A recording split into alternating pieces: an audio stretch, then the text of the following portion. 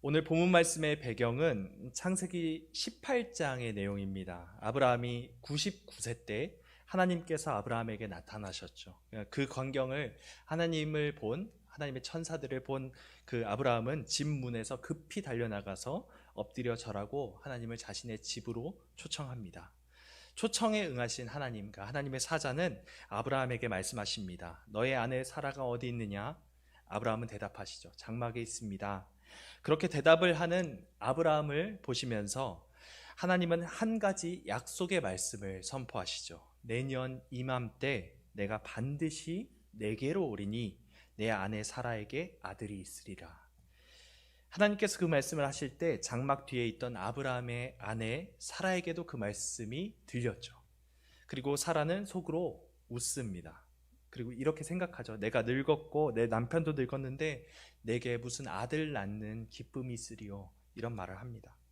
그때 하나님은 아브라함에게 말씀하시죠. 왜 사라가 웃으며 내가 늙었는데 어떻게 아들을 낳겠는가 하느냐? 여호와께 능하지 못한 일이 있겠느냐? 기한이 이를 때 내가 내게로 돌아오리니 사라에게 아들이 있으리라. 그 말을 듣게 된 사라가 두려움에 떨면서 하나님 말씀을 부인하며 말합니다. 제가 웃지 않았습니다. 이럴 때 하나님께서 바로 말씀하시죠. 아니다, 네가 웃었다. 여기서 언급되는 웃음, 이 웃음의 의미는 무엇이었을까요? 분명 기쁨에 차서 짓게 된 미소는 아니었을 것입니다. 그렇다고 하나님을 향해 비웃는 조소와 같은 것도 아니었습니다. 이 고대 사회에서 여자가 아이를 낳지 못한다는 것은 당사자에게 아주 깊은 수치심과 불명예를 얻게 되는 잔인한 현실이었습니다. 그래서 아이를 낳지 못한 한나에게도 그런 엄청난 슬픔이 있었고요. 사라에게도 그런 슬픔이 동일하게 있었습니다. 분명 아브라함의 아내 사라는 깊은 열등감과 박탈감을 느꼈을 것입니다. 우울한 기색을 감출 수도 없었겠죠. 잠시 저의 이야기를 하겠는데요. 저는 저의 고등 시절 친구와 대화를 한번 나눈 적이 있었습니다. 그 친구는 결혼한 지 한 3년 정도 된 그 평범한 회사원인데 결혼 후에 계속 아이가 생기지 않아서 아내가 우울증도 걸리고 자기도 점점 우울증 증세가 나타나는 것 같다고 이렇게 말을 합니다. 아무리 갖가지 방법을 동원해도 아이가 들어서지 않고 임신 시도도 실패할 때마다 아내는 말할 수 없는 실망감과 우울감과 패배감에 사로잡혔다고 했습니다. 저번에도 한번 말씀드렸던 것 같은데 그 말을 하던 친구의 표정을 아직도 잊을 수가 없습니다. 항상 그렇게 자신 있고 쾌활하고 자신감이 차 있던 그 눈빛은 온데간데 없었고요. 그때 친구의 얼굴은 침침하고 핏기가 없었어요. 오늘날의 젊은 부부에게도 이렇게 아이가 없는 것이 이처럼 심한 고통으로 다가오는데 그 당시 아이를 낳지 못하는 것이 불명예와 수치심을 가져다주는 그런 문화 가운데 있던 사라는 어땠겠습니까? 사라의 자존감은 이미 사라진 지 오래고 그저 허탈함과 무의미한 감정 속에서 정말 죽지 못해 산다는 말이 어울렸을 것입니다. 그런 산송장과도 같았던 사라는 드디어 하나님께서 예전부터 그렇게 누누이 약속하셨던 네가 아들을 낳겠다는 말을 듣게 됩니다. 그런데 문제는 그 말을 듣고 기뻐하기에는 너무 늦었다는 거죠. 너무 많이 남편도 나도 이렇게 늙었는데 어떻게 아이를 낳겠는가. 그래서 웃게 된 거죠. 웃고 있는 사라의 속내는 아마 이렇지 않았을까요? 나는 이미 폐경이 된 지 한참 지났고 나의 남편 역시 100세가 다 되어서 죽은 자와 같은데 이것이 무슨 가당키나 한 소리인가 라고 생각했을 것 같습니다. 전쟁 중에 다리를 잃은 후에 평생 바퀴가 달린 판에 의지하면서 매일 서울역에서 구걸로 생계를 유지해오던 그런 거린이 있다고 합시다. 그런데 그 어느 날 한 사람이 구걸하던 자신 앞에 나타납니다. 그런데 이 사람 뭔가 이상합니다. 적선할 생각은 없이 그냥 한마디를 딱 던집니다. 1년 후에 당신의 없던 다리가 생겨나고 걷고 뛰어다니게 될 것입니다. 만약에 이 말을 들었다면 이 거린의 심정은 어떻겠습니까? 아마 기가 차서 실수가 나올 것입니다. 그 말이 실제로 너무 웃기기 때문에 웃는 것도 아니고 그 말이 너무 가증스러워서 조소 섞인 비웃음을 하는 것도 아닙니다. 거리는 그냥 인간적으로 그 말이 결코 이루어질 수 없는 비현실적인 것임을 알았기 때문에 황당하고 기가 찬 그런 자기도 모르게 나오는 헛웃음 때문에 웃고 있는 것이죠.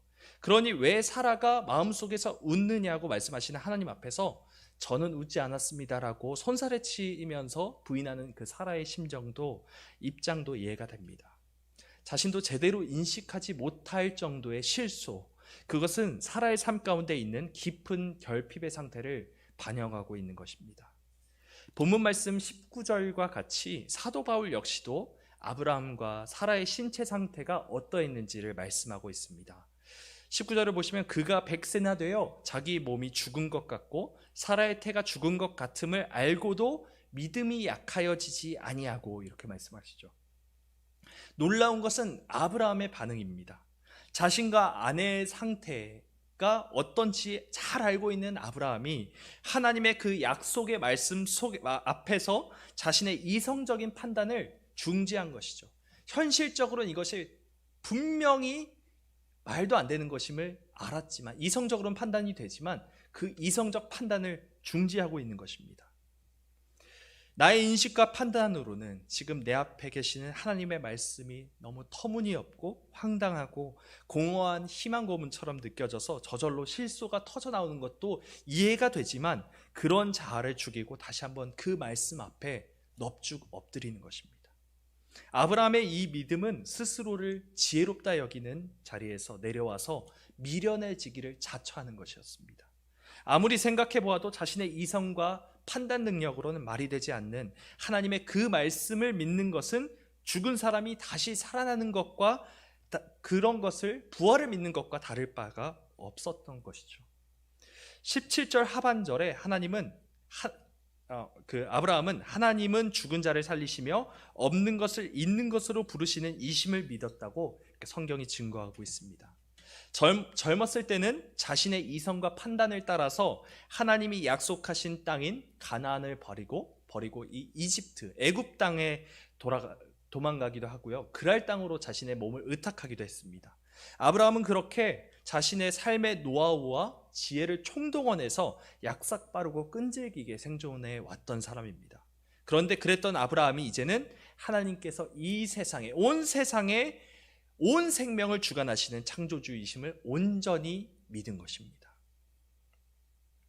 제가 중고등학생 시절에 가끔씩 이런 생각을 했던 기억이 있습니다. 만약 예수님을 믿는 사람들이, 그리스도인들이 믿음에 따라서 항상 부유해지고 하는 일마다 잘 되고 건강하게 된다면 얼마나 좋을까? 그냥 유치하게 그런 생각을 했던 것 같습니다. 그런 많은 사람들이, 그런 그리스도인들의 형통함을 보고 많은 사람들이 하나님께로 돌아오지 않을까? 그리고 만약 범죄를 저지르면 하늘에서 벼락이 막 떨어지고 지진으로 땅에 삼켜진다면 얼마나 좋을까? 그럼 사람들이 하나님의 존재를 인식하고 더 바르고 더 죄 없는 세상을 만들려고 하지 않을까? 이렇게 생각을 했습니다. 그런데 왜 전지전능하신 하나님은 이렇게 일하지 않으시고 이 세상의 여러 죄악들을 그냥 두시고 방치하시는 것 같지? 이러한 고민들에 그 당시에는 참 힘겨워했던 것 같습니다. 여러분도 이런 생각을 한 번쯤은 해보셨을 거라고 생각합니다. 하나님을 믿자마자 눈에 띄는 증거를 얻게 되고 점점 이 세상에서 강성하고 형통하게 된다면 그 누구나 하나님을 믿으려 할 것입니다. 이 세상 그 누구도 하나님을 무시하지 않을 것이고 모른 척하지도 않을 것입니다.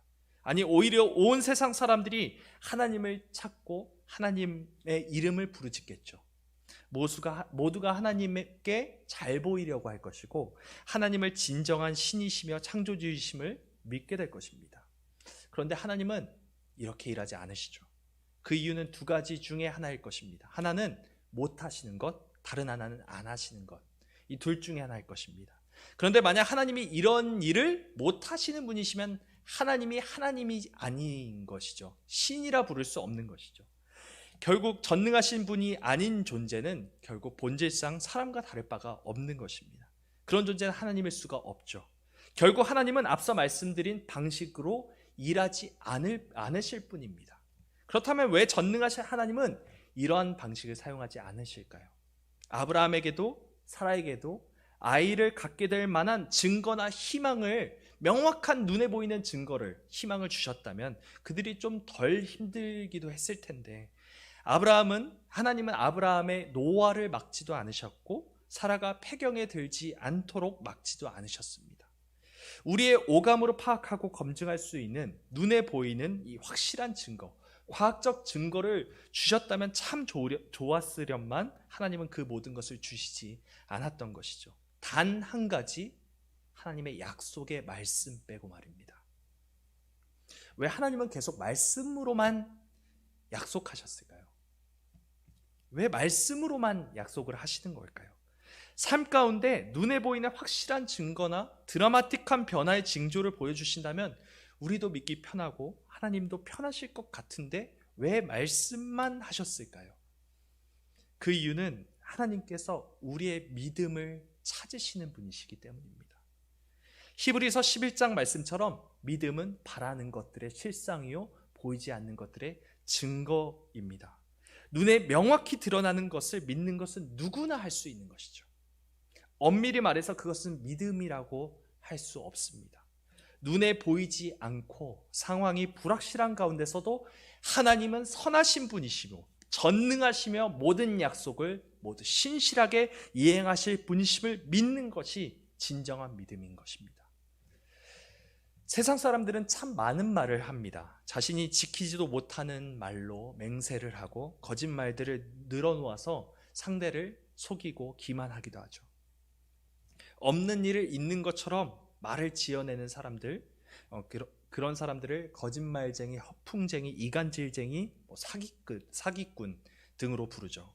그런데 가끔 특별한 사람이 존재하기도 합니다.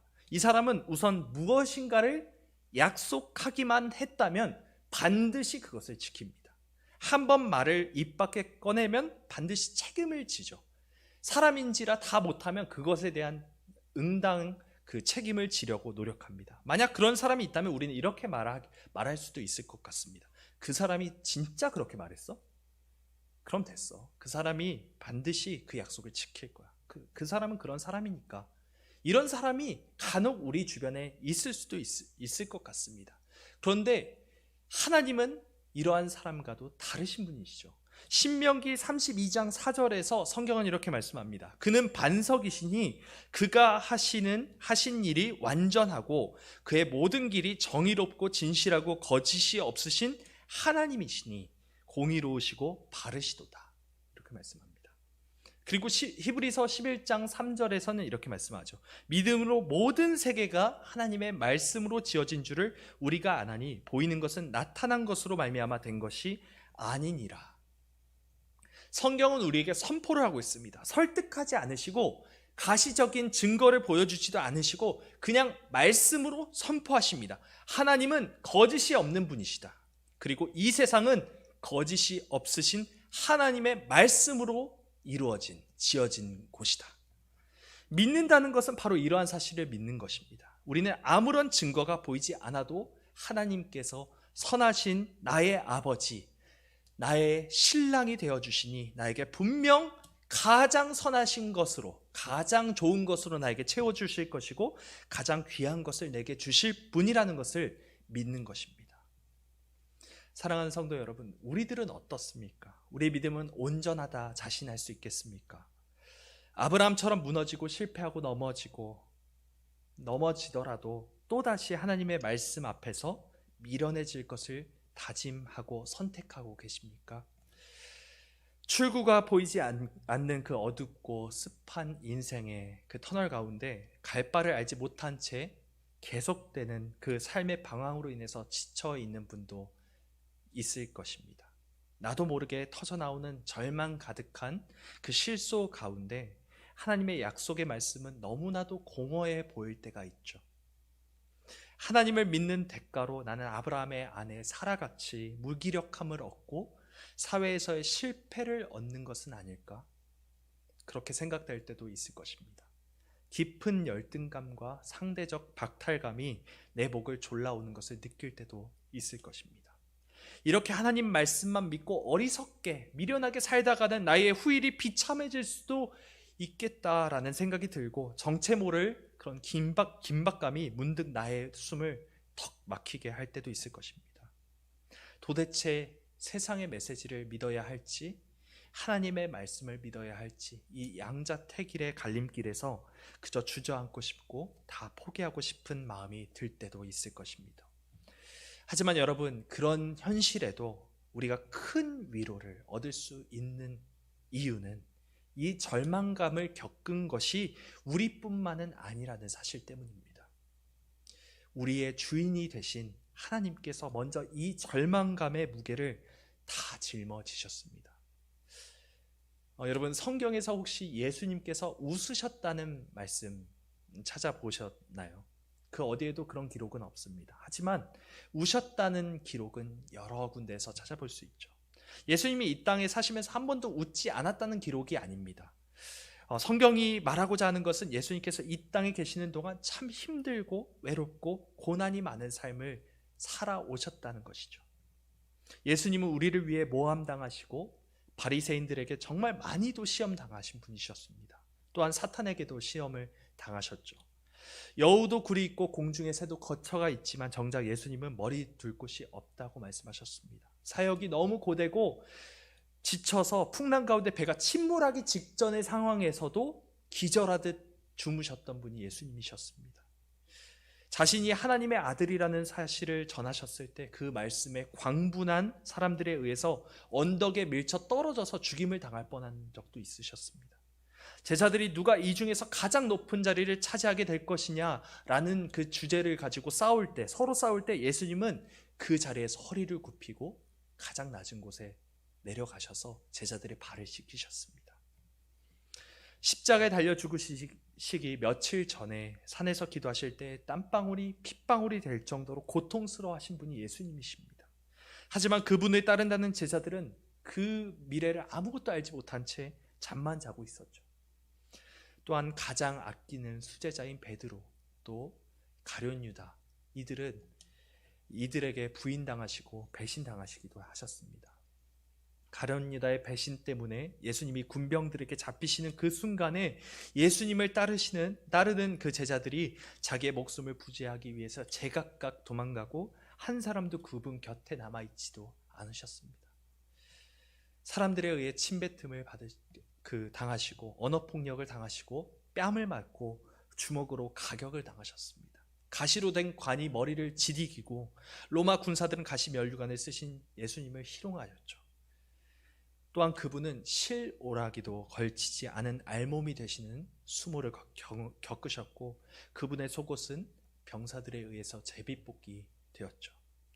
온 인류의 죄악과 그 죄악으로 파생된 엄청난 저주들을 모두 떠안고 예수님은 십자가의 손과 발에 못이 다 박히셨습니다. 그 옆에 같이 매달린 죄수조차도 예수님을 욕하고 또 비웃고 모욕하였지만 그때도 그분은 잠잠하셨습니다. 결국 창에 찔려 물과 피가 모두 쏟아지고 하나님과의 사랑의 관계에서 마저 끊어지는 그 고통 속에 울부짖으시며 죽으셨습니다. 그런데 왜 우리를 창조하신 이 창조주 하나님이시며 만왕의 왕이신 예수님께서 이러한 수모와 고초를 당하시고 그 누구보다 깊은 절망감에 몸부림치셔야 했습니까? 무엇 때문에 그분이 사람이 되셔야 했고 그 모든 외로움과 시련과 고통과 고난을 당하셔야만 했습니까? 로마서 4장 25절, 오늘 본문 말씀 25절은 이렇게 말씀합니다. 예수는 우리가 범죄한 것 때문에 내줌이 되고 또한 우리를 의롭다 하시기 위하여 살아나셨느니라. 예수님이 죽으심은, 예수님의 고통은, 예수님의 외로움은, 예수님의 배반당하심은, 예수님의 수치는 모두 우리가 범죄함 때문입니다. 그리고 우리를 의롭다 하시기 위해서 이 모든 절망감 속에서 몸부림치셔야만 했습니다. 대적자들을 모조리 쓸어버릴 수 있는 그 전능하신 하나님이심에도 불구하고 우리를 사랑하신다는 이유 그 하나 때문에 예수님은 그 모든 고통과 고난과 희롱과 모욕을 감내하셨던 것입니다. 아브라함이 구원을 받고 하나님의 자녀가 되고 믿음의 조상이 된 것은, 믿음의 아버지가 된 것은 그가 위대한 사람이었기 때문이 아니었습니다. 아브라함이 율법을 잘 알고 율법대로 행하기 때문도 아니었습니다. 아브라함이 무슨 법 없이도 살 수 있을 정도로 선하고 의로웠던 것도 아니지 않았습니까? 아브라함은 자기가 살기 위해서 왕들에게 거짓말하는 것도 서슴지 않고 아내를 버리는 것도 서슴지 않았던 사람입니다. 하지만 아브라함은 아직 오지 않으신, 하지만 장차 오실 메시아이신 예수 그리스도를 바라보았습니다. 그 순간 아브라함 자신의 고난과 절망은 예수 그리스도로 인해서 위로를 얻게 된 것입니다. 내가 믿는 하나님은 그저 말로만 약속하시는 분이 아니셔. 자신의 존재 자체를 거실 것이고 당신의 생명을 담보로 그 약속을 이루실 분이셔 라는 믿음이 아브라함에겐 있었던 것입니다. 그 믿음이 아브라함에게 의로 여겨진 것입니다. 아브라함의 의가 된 것이 아니라 아브라함의 의처럼 여겨진 바 되었을 뿐입니다. 우리가 구원을 받아서 하나님의 자녀가 되고 하나님의 나라에서 영원히 살 수 있는 것 역시 마찬가지입니다. 우리의 훌륭함이나 탁월함 때문도 아니요, 우리의 도덕적이고 종교적인 신실함 때문도 아닙니다. 우리는 그저 예수 그리스도를 믿는 그 믿음 때문에 하나님 앞에서 의롭다고 여겨진 바가 되었을 뿐입니다. 이 모든 것이 하나님의 은혜이며 선물이죠. 아브라함은 장래가 불확실한 현실 가운데서도 하나님이 선포하시는 약속의 말씀을 믿었습니다. 그 약속의 내용이 무엇입니까? 1년 후에 한 아이를 갖게 될 것이라는 내용이었죠. 하나님의 약속의 말씀은 어김없이 이루어졌고 마침내 아브라함은 웃게 됩니다. 그리고 그의 아들의 이름을 이삭, 즉 웃음이라는 뜻의 아들의 이름을 짓습니다. 하나님은 약속의 말씀을 끝까지 믿고 붙들었던 아브라함과 사라 부부에게 진정한 웃음을 선물로 주십니다. 조소 섞인 웃음이 아니라 절망 가운데 나도 모르게 터져 나오는 그 헛웃음이 아니라 기쁨과 소망이 가득한 진정한 웃음을 하나님께서 선물해 주신 것입니다.